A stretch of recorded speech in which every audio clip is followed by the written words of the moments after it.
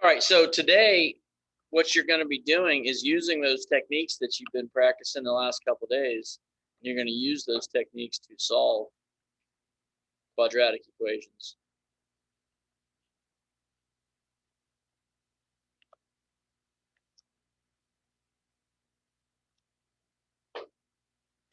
And when you have to solve a quadratic equation and you can avoid using the quadratic formula, you're going to save a lot of time. And you can avoid using the quadratic formula if the quadratic is factorable. And I'll show you what I mean. So two types, solve each equation. The problems you're going to get today, the directions will all be the same. It's going to say solve each equation.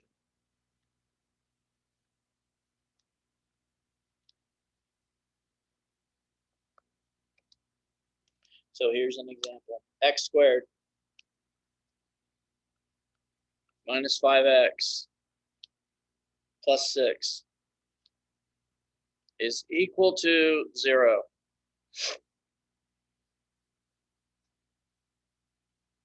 Some of you in the past have done the quadratic formula and solved this equation.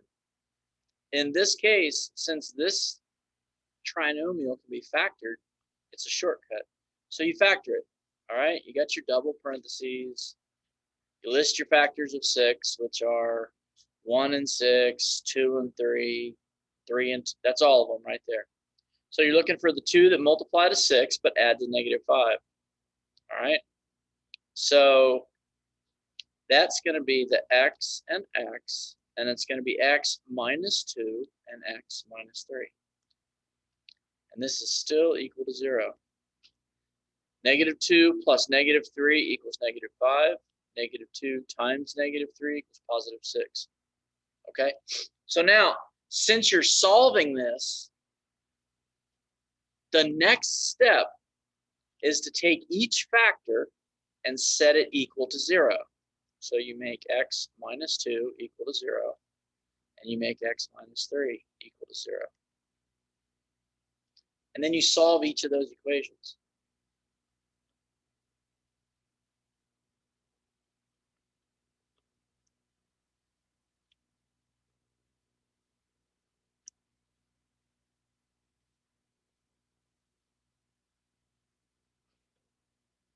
Those are your two solutions for that trinomial. X equals 2 and or x equals 3. When you're dealing with or working with x squared equations, you're going to usually have 2 values of x that will make the equation true. So you're doing the same thing you've done the last couple of days. You're going to factor it, and then after you factor it, you just set each factor equal to 0 to find the solutions. Now, you may see them in a little different format. You may see x squared minus 7x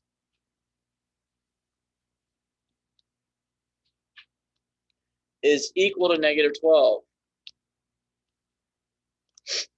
When you're solving a trinomial or a quadratic and it's in this form, what you want to do is make it look like this equation. You want everything on all the numbers on the left, and you want this equation equal to 0. So you would add 12 to each side. And now on the left-hand side, you got x squared minus 7x plus 12 is equal to 0.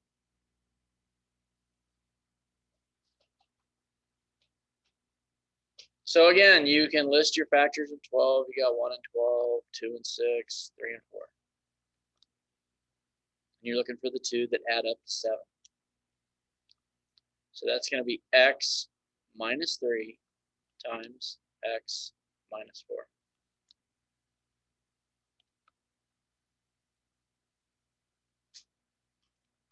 You're going to solve each.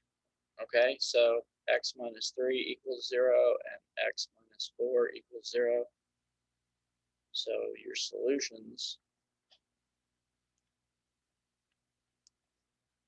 are x equal to 3 and x equal to 4.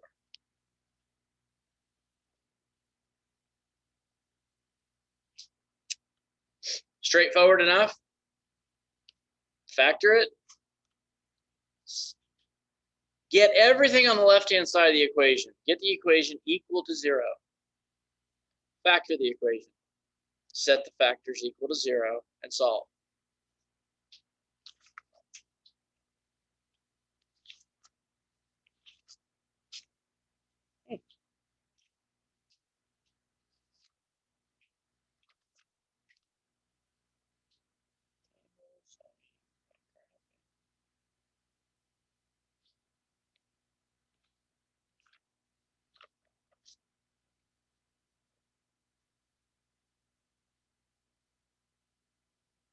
Let's look at something like 2x squared plus 6x equals -4. All right, so again, you're gonna set this equation equal to 0, so you add 4 to each side. So this 2x squared plus 6x plus 4 is equal to 0. Now you're going to factor this on the left. So you got your 2x and your x.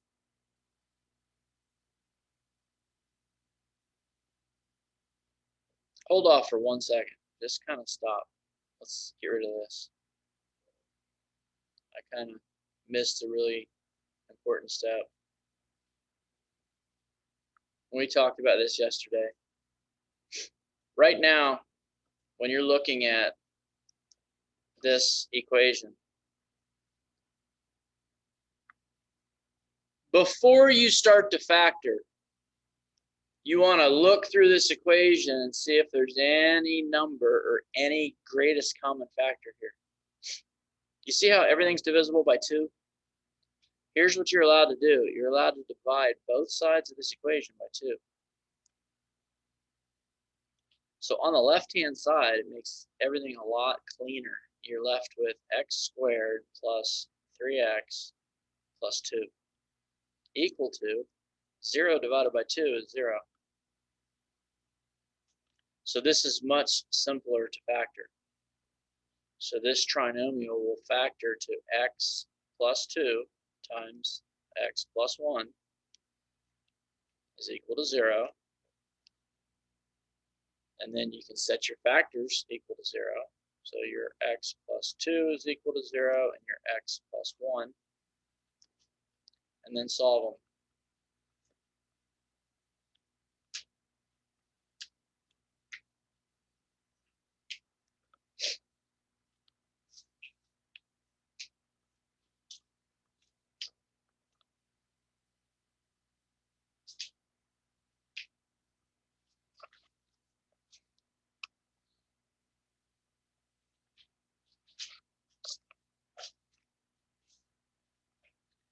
If you get a problem that would look something like, let's say that it looks like 12x squared plus 8x equals 0.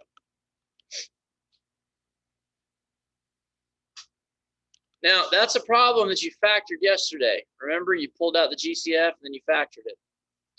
So in this case, when you factor it, it's not going to look like this. It's not going to look like 2 binomials. You're going to take the greatest common factor out of here, which is 4x. Then you're going to divide that 4x into each term. So when you do, you're going to get 3x plus 2. And it's all still equal to 0. 4x, 3x, 12x, 4x, 2, 8x. Okay. Now, same concept. You set both factors equal to 0. So you would make 4x equal to 0. And you would make 3x plus 2 equal to 0. You divide both sides, and this over here, divide both sides by 4. So x equals 0. And then subtract 2. 3x equals -2. divide by 3, and you get an x that's also equal to negative 2/3.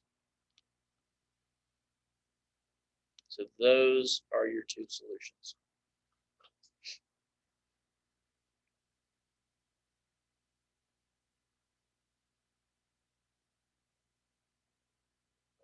Make sense to everybody? All right, a couple of key things is that, look, everything's got to be on the left-hand side of the equal sign, equal to 0, before you start factoring. Left-hand side of the equal sign, equal to 0 before you start factoring.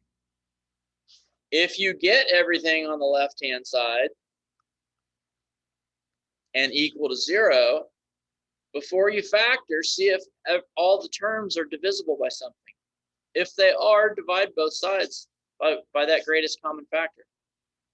All right, here you divided it by the greatest common factor. In this problem, you had to pull out the greatest common factor. Okay?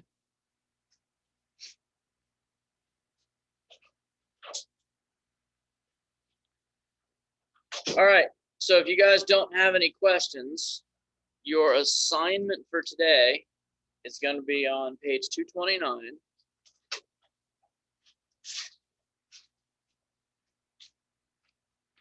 One through 3,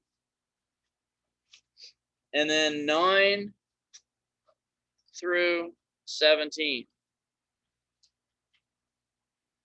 It's going in the basket, or you are emailing a picture to me.